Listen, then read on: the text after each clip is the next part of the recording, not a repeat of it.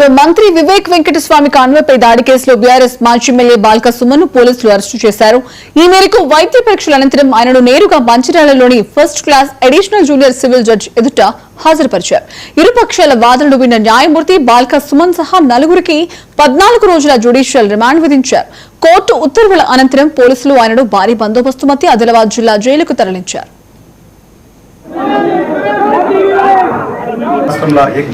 ఎక్కడ జరగని రీతిలో ఇవాళ ఇక్కడ ఇంత దుర్మార్గంగా వ్యవహారం చేస్తా ఉన్నాడు మీ మంత్రి. మరి ఆయనకి ప్రాంత ప్రజలు ఓట్లేసి గెలిపించింది మా ఇళ్లకు వచ్చి మమ్మల్ని అరెస్టులు చేసి జైల్లో పెట్టినందుక, మా మహిళా కౌన్సిలర్లను దౌర్జన్యం చేస్తాందుక, వాళ్ళ ఇళ్లలో ఆడోళ్ళు లేరా? ఈ రకమైనటువంటి అనైతికమైన చర్యలు ఏందని నాకు అర్థం కాదు. వాళ్ళకి 1000 కోట్లు ఉన్నాయి, వాళ్ళకి ఛానళ్ళు పేపర్లు ఉన్నాయని ఎట్లా పడతారు చేస్తారు. వాళ్ళ చేతుల అధికారం ఉందని, వాళ్ళ మంత్రులు అని చెప్పి, వాళ్ళ ప్రభుత్వం ఉందని చెప్పి, ప్రభుత్వం వాళ్ళకి శాశ్వతమా, మంత్రి పదవులు వాళ్ళకి శాశ్వతమా? ప్రజాస్వామికంగా ఇచ్చినటువంటి ప్రజా తీర్పును తుంగలో దొక్కడం మీద నాకు అర్థం కాదు. 22 వార్డులు 14 వార్డులు మేము గెలిచినాం. గెలిచిన తర్వాత కూడా ఇదేం పద్ధతి? మీరు కాంగ్రెస్ వాళ్ళ మీద ఎందుకు కేసులు పెట్టలేదు చెప్పండి? మా మీద ఎందుకు కేసులు పెట్టి పిటిషన్ ఇవ్వడానికి నేను మామూలు మీ ఎస్హెచ్ఓ లేడు అని చెప్పి బయటకు పంపించారు. మీరేం చేస్తారండి?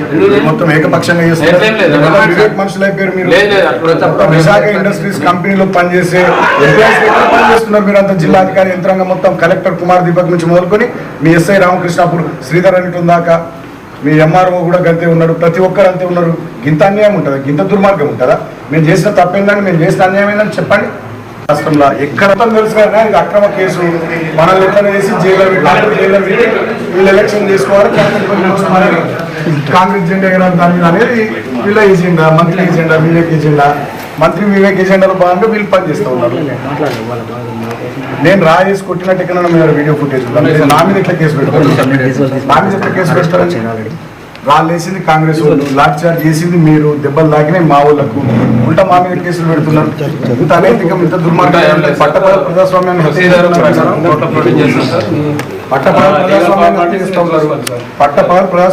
చేస్తా ఉన్నారు చెన్నూరు నియోజకవర్గంలో. గతంలో ఎన్నడూ లేదు.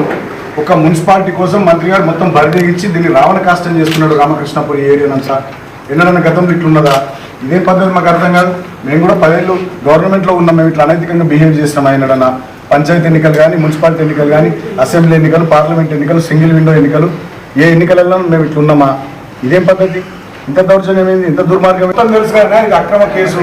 మనల్ని ఎట్లా వేసి జైల్లో పెట్టి వీళ్ళు ఎలక్షన్ చేసుకోవాలి, కాంగ్రెస్ జెండా ఎగరాలి దాని మీద అనేది వీళ్ళ ఏజెండా, మంత్రి ఏజెండా, వివేక్ ఏజెండా. మంత్రి వివేక్ ఏజెండాలో భాగంగా వీళ్ళు పనిచేస్తూ ఉన్నారు. నేను రాయేసి కొట్టినట్టు ఎక్కడ మీరు వీడియో ఫుటేజ్ నా మీద ఎట్లా కేసు పెడతారు? నా మీద ఎట్లా కేసు పెడతారని వాళ్ళు వేసింది కాంగ్రెస్ వాళ్ళు, లాఠీ చార్జ్ చేసింది మీరు, దెబ్బలు తాకినాయి మా వాళ్ళకు, ఉల్టా మా మీద కేసులు పెడుతున్నారు. ఇంత అనైతికం, ఇంత దుర్మార్గం. పట్టపగ ప్రజాస్వామ్యాన్ని హత్య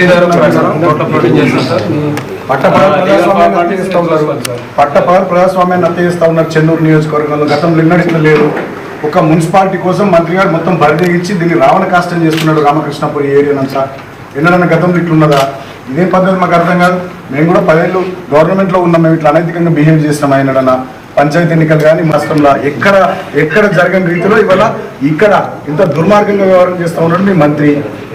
మరి ఆయనకి ప్రాంత ప్రజలు ఓట్లేసి గెలిపించింది మా ఇళ్లకు వచ్చి మమ్మల్ని అరెస్టులు చేసి జైల్లో పెట్టినందుక, మా మహిళా కౌన్సిలర్లను దౌర్జన్యం చేస్తాందుక, వాళ్ళ ఇళ్లలో ఆడోళ్ళు లేరా? ఈ రకమైనటువంటి అనైతికమైన చర్యలు ఏందని నాకు అర్థం కాదు.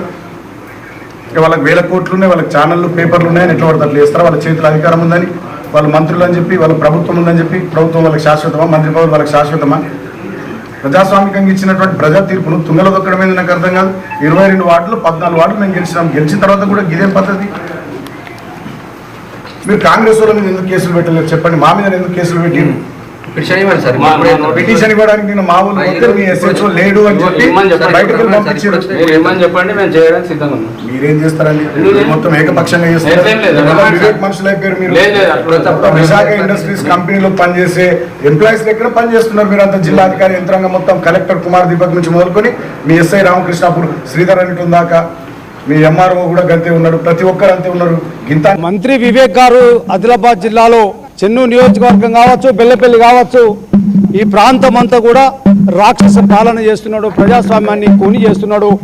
ఇవాళ ప్రజల చేత ఎన్నుకోబడ్డటువంటి ఈ ప్రజాస్వామ్యంలో హక్కు లేకుండా ఏదైతే మరి 14 మంది కౌన్సిలర్లు ప్రజల చేత ఎన్నుకోబడ్డటువంటి కౌన్సిలర్లను మరి ఇంత దౌర్జన్యం చేసి ప్రజాస్వామ్యాన్ని కూని చేసి ఇవాళ వాళ్ళు 7 ఉన్నటువంటి సభ్యులని వాళ్ళకి చైర్మన్ వైస్ చైర్మన్ చేయాలని ఒక కుట్రపూరితంగా ఇవాళ మరి వివేక్ గారు ప్రయత్నిస్తున్న తీరు ప్రజలు గమనిస్తున్నారు. మరి ఇంత దౌర్భాగ్యం ఈ ప్రజాస్వామ్యంలో ఎన్నడూ కూడా 30-40 సంవత్సరాలలో రాజకీయాలలో చూసినాం, కానీ ఇంత ఘోరమైనటువంటి పరిస్థితి ఎక్కడ లేదు. ఇవాళ వివేక్ గారు పోలీస్ అధికారులను పెట్టుకొని ఇవాళ పూర్తిగా వాళ్ళ ఏజెంట్ల లాగా వాళ్ళ కంపెనీలో ఎంప్లాయీస్ లాగా ఇవాళ పోలీస్ అధికారులు మరి పనిచేస్తున్నారు. ఇంత దౌర్భాగ్యం.